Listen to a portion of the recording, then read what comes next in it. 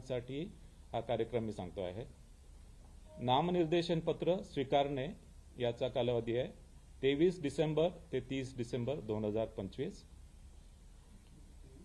23 डिसेंबर ते 30 डिसेंबर 2025 नामनिर्देशन पत्र स्वीकारण्याचा कालावधी 23 डिसेंबर ते 30 डिसेंबर 2025।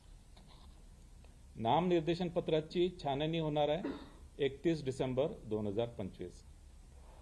नामनिर्देशन पत्राची छाननी 31 डिसेंबर 2025।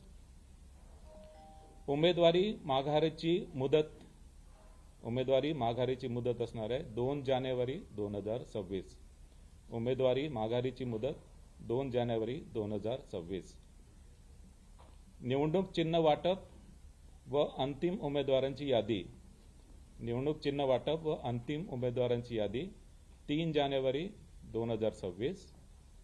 निवडणूक चिन्ह व अंतिम उमेदवारांची यादी 3 जानेवारी 2026। मतदानाचा दिनांक 15 जानेवारी 2026। मतदानाचा दिनांक 15 जानेवारी 2026।